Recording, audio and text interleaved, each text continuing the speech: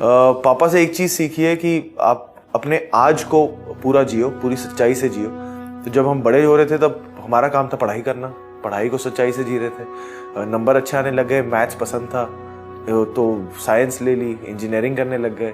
फिर इंजीनियरिंग के दौरान मतलब और तब तक हमेशा हर साल में, चाहे वो स्कूल हो कॉलेज हो, मैं स्टेज पे हमेशा एक्टिव था। तो जब वो घड़ी आई फैसला लेने की कि इसके बाद क्या करना है, तुम्हें इंजीनियर बनना है या क्या करना है जीवन में, तो तब जब हमारे फैकल्टी ने हमें लेकर गए एक इंडस्ट्री में, कंपनी में दिखाने के लिए कि ये तुम्हारा फ्यूचर है, और जैसे ही मैंने कदम रखा मुझे पता लगा कि ये ना मैं इसके लिए बना हूँ ना ये मेरे लिए बना है।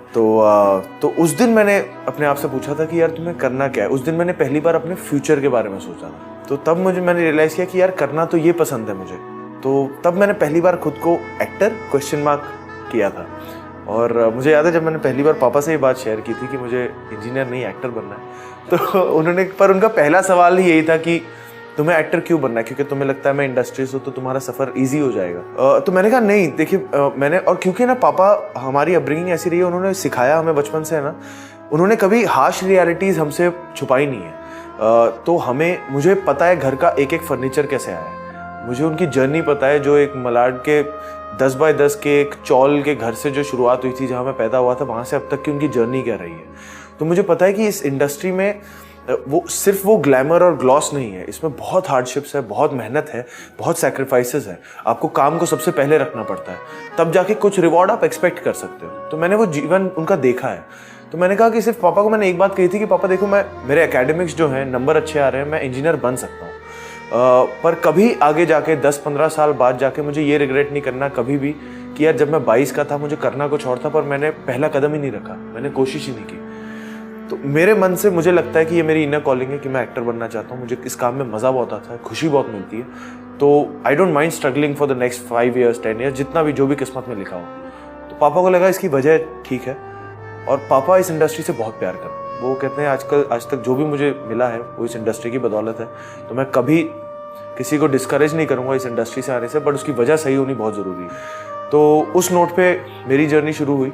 और रही बात कि कितनी स्ट्रगल हुई है या कैसी जर्नी रही है, 2009 में I passed out as an engineer, graduation ख़त्म की थी, और अगले ही दिन मैंने अपने आप को एक एक्टिंग कोर्स में अप्लाई किया अपने आप को। और मुझे एक्चुअली ये जानना था कि ये क्या सिर्फ ये हॉबी है या मैं ये जीवन भर ये करना चाहता हूँ, एक अपनी लाइफ इसको देना चाहता हूँ। एंड जब वो 5-6 महीने मैंने किशोर नमित कपूर एक्टिंग अकेडमी है यहाँ पे बॉम्बे में, वहाँ पे मैंने बिताए, तो जो मुझे सबसे बड़ी सीख वहाँ पे ये मिली कि मैं श्योर था कि हाँ मैं यही करना चाहता हूँ, मुझे इस अपने काम से इश्क है।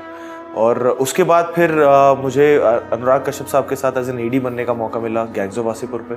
वो बहुत बड़ी स्कूलिंग रही जब मैंने मनोज बाजपेयी जी, ऋचा चड्ढा, पीयूष मिश्रा जी, नवाज भाई, इन सबको काम करते हुए इन पर्सन देखा। वो मेरी बहुत बड़ी सबक थी, और वहाँ से मैंने सीखा कि एक थिएटर का एक एक्टर के जीवन में कितना इंपॉर्टेंस है। फिर उसके बाद मैंने थिएटर 3-4 साल करना शुरू किया नसीर साहब के साथ, मानव कौल हैं, कुमुद मिश्रा, और भी काफ़ी छोटे मोटे थिएटर ग्रुप्स थे, उनके साथ करना शुरू किया बॉम्बे में। साथ में फिर ऑडिशंस देने मैंने शुरू किए। ऑडिशंस यहाँ पे बॉम्बे में 3-4 जगह बहुत मशहूर हैं जहाँ ऑडिशन होते हैं। उसे बॉम्बे में स्ट्रगलर्स एरिया भी कहा जाता है। तो वहाँ खूब चक्कर काटे हैं। रोज़ 11 बजे सुबह एक बैग लेके निकलता था जिसमें एक फॉर्मल वेयर होता था, कुर्ता पजामा होता था, एक ट्रिमर रखा होता था, और वो लेकर मैं निकलता था कि कहीं भी जो लुक कहोगे मैं उस लुक में आके आपको ऑडिशन दे दूंगा। तो काफ़ी दरवाज़ों पे खटखटाया हूँ और पहला सवाल ये पूछा हूँ कि am I fit for the audition.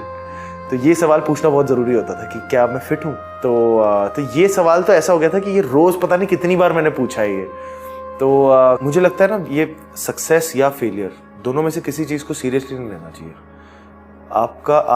आप किस वजह से आपने इस जर्नी पे पहला कदम रखा था वो याद रखना बहुत ज़रूरी है। मैंने रखा था क्योंकि मैं इस चीज़ से प्यार करता हूँ, और मुझे इस चीज़ में वो एक्टिंग करने की खुशी मैं जीना चाहता हूँ पूरी ज़िंदगी। और मेरा फोकस जब तक उस चीज़ पे रहेगा तो मुझे ये सक्सेस या फेलियर बाय प्रोडक्ट ही लगेंगे, जो आएंगे और जाएंगे, और दोनों आएंगे और दोनों जाएंगे। तो वो मेरे कंट्रोल में नहीं है, यू नो।